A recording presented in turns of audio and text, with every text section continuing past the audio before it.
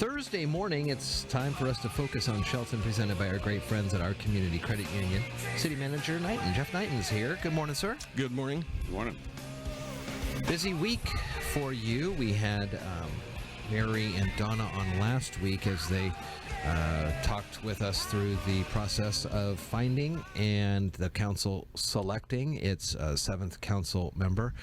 Megan Feast was signed in and did the oath this Tuesday night. Yep. Kind of a neat thing for you to be a part of. It's not a traditional way that a council member kind of comes on board. It is, it's interesting and it's fun to watch people interview, but it's really interesting and it makes me, it thrills me about the state of the community when so many people are willing to step up and help serve the community, especially in a time when, you know, you get a lot of arrows thrown at you. You certainly do.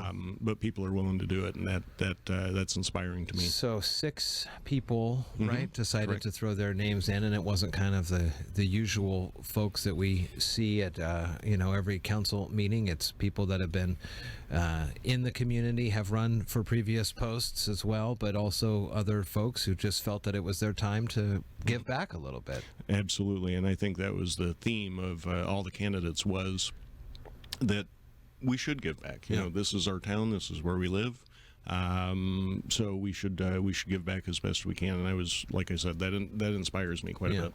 One of the things about the council position is that it's kind of the upper echelon, the top, if you will, in front of the public and decisions that are made. But you guys have a lot of other subgroups and committees that citizens are welcome to be a part of too, right? Absolutely. We're trying to ramp up our volunteer efforts because to offer opportunities for people that do want to give back and do want to participate in the place that they live. Talk about the Civic Center getting a new parking lot. Is that in the parking area currently, or is this one of the side off lots there? This is the gravel lot, which is a lot of fun during the winter months with all the puddles and everything. Imagine. But we were able to secure able to secure the money to do that through the help of our legislative delegation, and we really appreciate Representative McEwen and Griffey and Senator Shelton's help in securing that funding.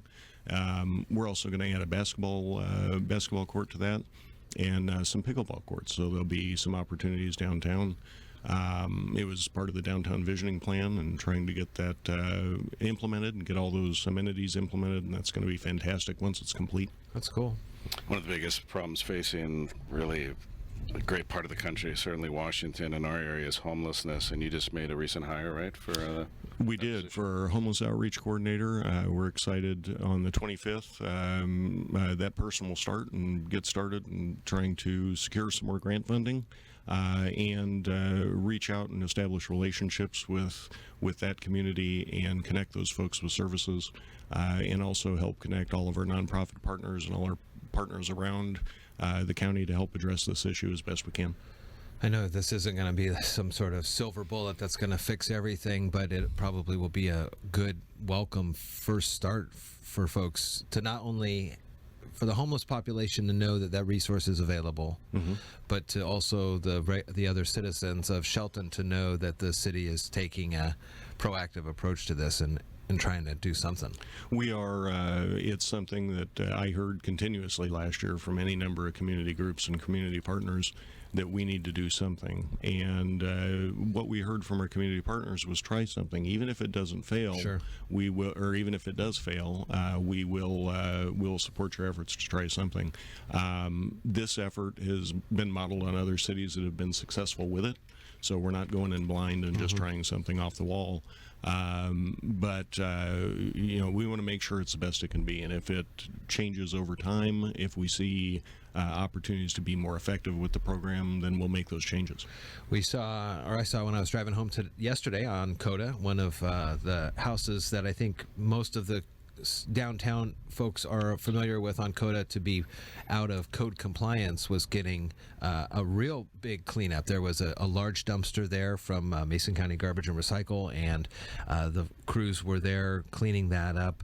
Talk to me a little bit about how code enforcement is going, and how we got to where we were at yesterday. Sure. Code enforcement was a big focus of our council. When I came into the position 15 months ago, something like that. And we've tried to implement that program and make it work, and our code enforcement officer has been doing a fantastic job at that. It is a long process. It does take a long time, but when you're essentially the government dealing with private property, it should take a long time. You don't want that to happen overnight. But as Chief Moody said to me yesterday, there's actually a lawn under there, which is fantastic. Yeah. That's the first time I think anybody's seen it for a long time. We were very happy with that effort because that property was so visible to the surrounding community. And we want to show progress. We want people to see what we're doing and that we're being effective. A lot of folks may say, listen, I pay my taxes, I mow my lawns, I try to keep my plot of land upkept as best I can, and then something like this happens, which appears to, and I know you just said how the slowness of government, which we all know, but how to, someone who's dotting their I's, crossing their T's there, making sure their payments are due on time and they're in, and then they see a person who may not be fully complying with these. Those have got to be tough conversations to have. They are, and one of the reasons why our code enforcement officer works so well at it is because she's able to have those conversations, but still be compassionate, and that's the point. If you're willing to do it, we're willing to help you. We don't want to come in with a heavy hand, certainly not early. And tell you what this needs to be done. It's we notice this. We'd like to help you fix this problem, and if we can help in any way we can, we will. But when it gets to the point where the property that we're talking about on Coda gets to something's got to be done, and we go through that process as quickly as possible. What else is going on? Anything else as you guys get ready for spring and summer, getting the city beautified? Yeah, all kinds of stuff going on. One of the things we're really excited about is continuous improvement in the organization. One of the things that we're doing next week with community planning and with public works is called a lean process, and it is a organization from the state auditor's office which provides this service for free to municipalities in the state of Washington to help map out your process for one particular thing. In this case, we're focused on commercial building permits because that's where we see the biggest opportunity for improvement. And map it out. And really, it's kind of cool the first time you see it. Everybody that's involved in the process gets different colored sticky notes, and you stick them up all over the wall, and you see where you're duplicating effort. You can visually see it. It's a fantastic process, but one that we want to implement across the entire organization to make ourselves efficient as possible and use the dollars that the public gives us in the best way that we can to serve the needs that they tell us they want.